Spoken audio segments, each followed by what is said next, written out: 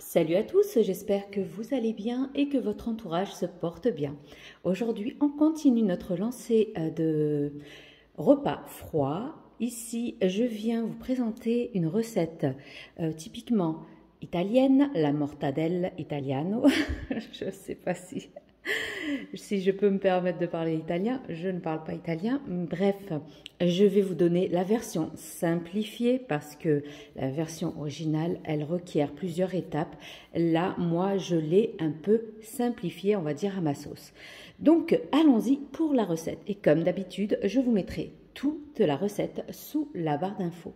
Donc, il nous faudra de la viande hachée. Ici, j'ai 500 g de viande hachée. Il nous faudra des glaçons. Alors, il est primordial d'avoir des glaçons parce que pour faire une mortadelle bien typiquement italienne, il faut de la glace pour bien mixer notre viande hachée. Et la viande hachée, il faut que vous la sortiez vraiment à la dernière minute du frigo. Donc, viande froide, glaçons, pour qu'on ait, quand on va la mixer, on va éviter de faire cuire la viande. Puis ici, nous avons de la maïzena. Là, c'est de l'ail en poudre. Ici, c'est une cuillère à soupe d'oignons séchés, du sel, du poivre. Et je vais l'agrémenter, ma mortadelle, de pistache. C'est optionnel, mais la mortadelle italienne, elle est typiquement reconnaissable avec de la pistache. Puis ici, pour m'approcher un peu des assaisonnements italiens, j'ai repris d'ailleurs, je vous ai fait une vidéo sur la mortadelle. Regardez, je vous mettrai le lien sous la barre d'infos. C'est la mortadelle aux 2 viandes, c'est-à-dire au poulet. Alors ici, nous avons des épices. Ici, vous trouverez ces épices dans n'importe quelle grande surface, type Carrefour, Auchan, Leclerc, Grand Frais, Action aussi. Il y a Lidl, Aldi, bref. Ceux-là d'ailleurs, par exemple, cette épice-là, la Chicken Rub. Oui, je parle bien l'anglais. Vous la trouverez à Lidl. Mais bon, ces épices, ça fait, je pense, il y a 1 an que je les ai achetées. Et celle-ci, je l'ai achetée, ça remonte, c'est à Action. J'ai acheté cette épice-là. C'est spécial barbecue. Donc, il y a un mélange d'épices à l'intérieur qui se rapproche de les épices italiennes. Donc, on y va pour la recette. Alors, comme j'ai dit, il est primordial d'avoir tous vos ingrédients, cette fois-ci, hyper froids. C'est-à-dire, la viande, vous la sortez à la dernière minute pour qu'on puisse la passer au mixeur. Alors, ici, il est primordial d'avoir un bon mixeur. Moi, j'utilise mon Thermomix qui me permet en même temps de surveiller la température. Sinon, vous prenez un blender ou ce que vous avez chez vous, un bon robot qui puisse mixer et vous prenez un thermomètre que vous pourrez après mesurer la température de la viande. Il ne faut pas qu'elle dépasse les 10-12 degrés. Donc moi, avant de mixer ma viande, je vais un peu piler ma glace. Donc comme c'est des gros blocs, je veux un peu les casser, les concasser. Donc je vais aller dans la fonction hacher et je vais chercher. Alors, je vais chercher, je pense que j'avais vu la fois dernière la glace. Voilà, la glace pilée. Donc, je vais peser ma glace. Je vais voir combien j'ai. Voilà, j'ai 244 grammes de glaçons. Je vais piler ma glace. Hop. Je vais vous épargner le bruit. Et on se dit à de suite. Voilà. Du coup, j'ai ma glace qui est pilée, c'est ce que je recherche. Bon, il y a des gros blocs, mais c'est pas grave, je vais les retirer. Je vais en laisser quelques-uns dans mon blender. Donc, je vais en laisser quelques-uns. Et je vais mixer au fur et à mesure que la glace va s'intégrer à la viande.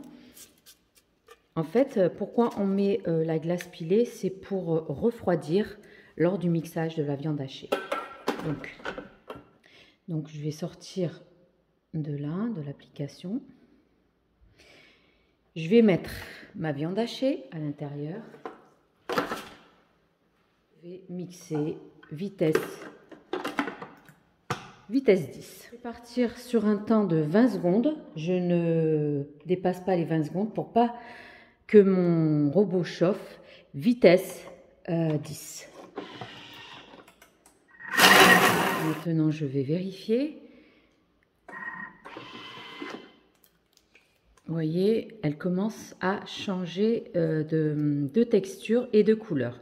Je vais continuer jusqu'à obtenir une consistance pâteuse et non hachée. Donc, je vais rajouter entre-temps à chaque fois de la glace pilée. Alors, pour ceux qui n'ont pas le Thermomix, c'est à ce moment-là que vous allez mesurer la température à l'intérieur de la viande pour voir si elle ne dépasse pas les 10-12 degrés. Moi, ce qui est bien, c'est que ici, il n'y a rien. Donc, pour l'instant, tout est OK.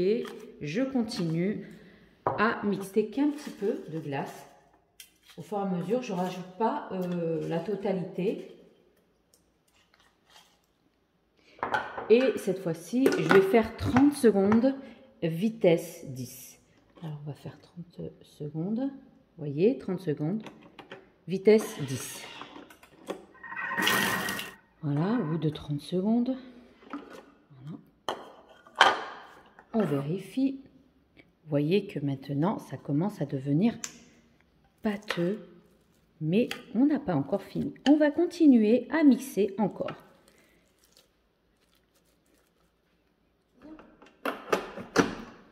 Et je rajoute encore un tout petit peu de glace.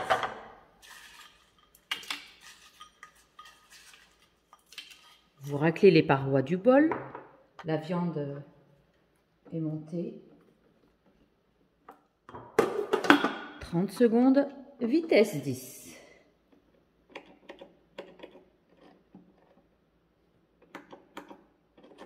Maintenant, nous allons ouvrir. À chaque fois, vous voyez que la couleur de la viande a changé. Il faut que vous voyez comment on doit obtenir notre viande hachée, du style comme une purée. Il faut il est primordial que les glaçons puissent bien s'intégrer à la viande. C'est-à-dire que vous ne mettez pas d'un coup tous les glaçons. Moi, il m'en est resté encore. Donc, je fais au fur et à mesure que dès que je vois que ma glace, elle s'est incorporée à la viande, c'est là que je rajoute petit à petit. Là, je vois que je vais rajouter encore, cette fois-ci, 1 minute, vitesse 10. Et j'obtiendrai la consistance que je désire. Donc, j'étais partie sur une douzaine de glaçons, mais je ne pense pas que je vais tous les mettre.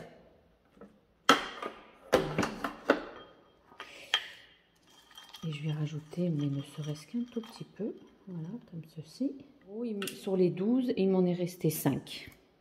Donc, je continue. Je vais mettre 1 minute. Vitesse 10.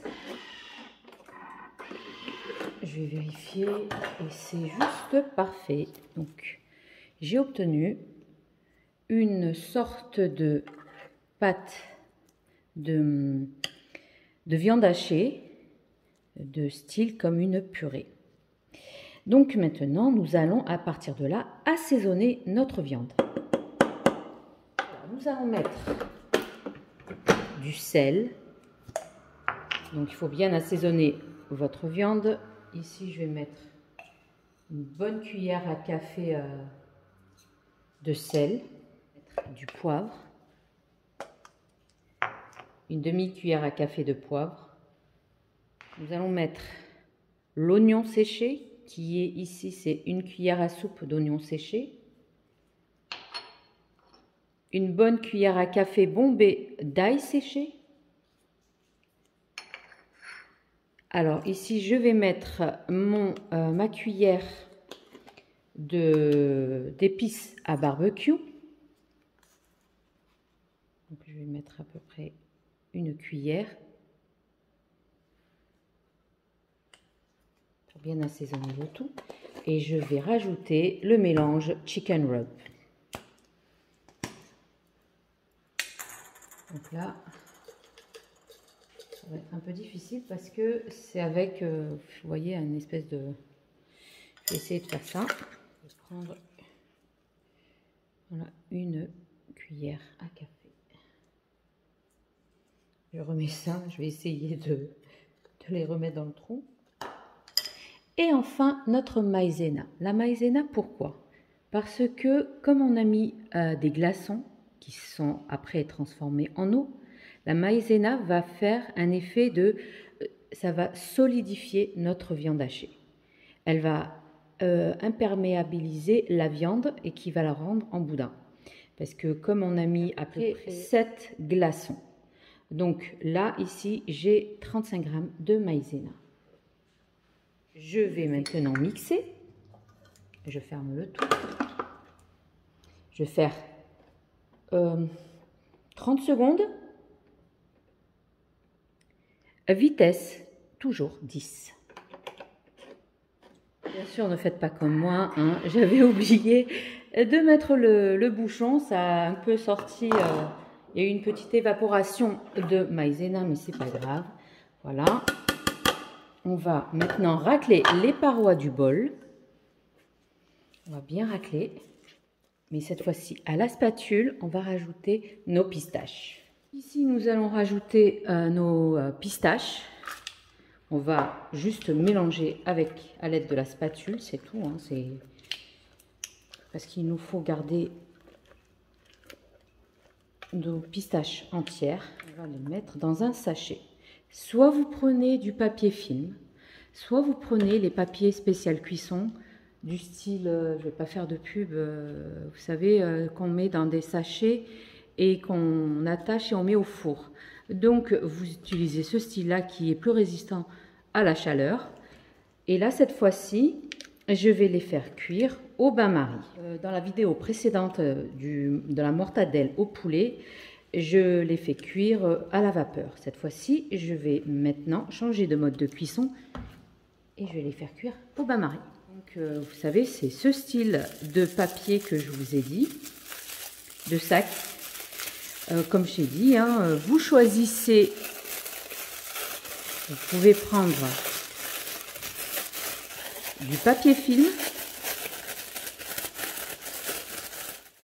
Donc je vais m'aider d'un pichet comme ceci. Je vais mettre à l'intérieur du sac.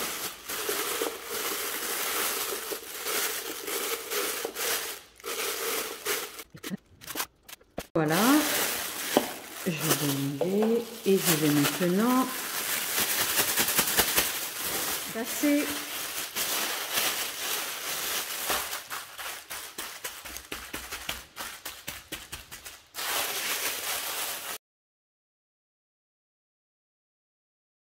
donc j'ai changé de coupe-pâte.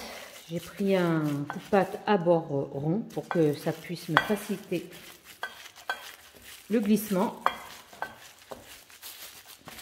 Vous allez essayer d'enlever les éventuelles bulles d'air qu'il y a à l'intérieur.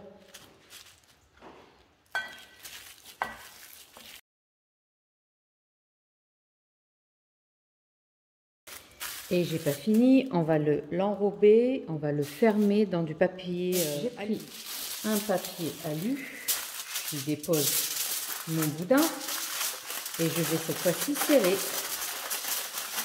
Serrer, serrer, serrer. Et vous allez serrer, bien serrer, bien serrer, bien serrer, bien serrer, comme ceci.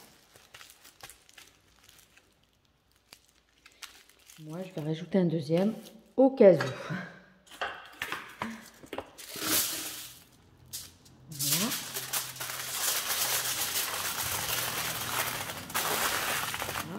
Je vais faire comme ceci. Et voilà. Là, j'ai fait bouillir une marmite d'eau et je vais plonger ma mortadelle. Donc, je vais plonger ma mortadelle à l'intérieur. Voilà, faire rentrer à l'intérieur comme ceci. Je vais laisser cuire à petit bouillon pendant 45 minutes, à couvert bien sûr. Au bout de 45 minutes, je vais venir, je vais vérifier si je touche, bien sûr avec une pince, l'extérieur.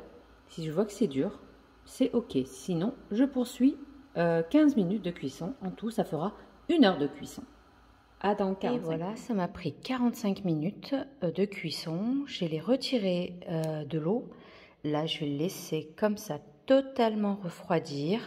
Vraiment totalement refroidir. Puis après, je vais l'entreposer au frigo. Là, c'est le soir. Je vais le laisser jusqu'au lendemain. Laisser complètement refroidir au frigo. Primordial. Parce que après, pour que ça vous facilite au niveau du découpage de votre charcuterie. Donc, je vais la laisser complètement refroidir ici sur mon plan de travail. Puis après, je vais l'entreposer au frigo et le lendemain je le trancherai et vraiment une recette à tester en urgence. Alors ici je l'ai laissé complètement refroidir. Là je vais faire une autre cuisson au four. Je vais mettre de la sauce barbecue par dessus. Je vais badigeonner tout le pourtour pour donner un goût fumé et caramélisé à ma mortadelle. Donc là je vais le faire rôtir au air fryer. Vous pouvez le mettre dans le four normal. Et je vais le caraméliser tout au pourtour pour avoir ce côté fumé à ma mortadelle.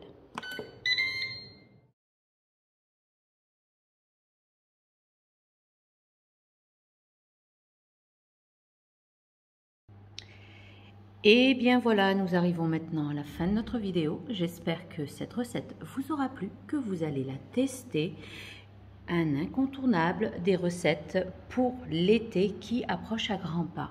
Vraiment un véritable délice, ce mortadelle made in Italia.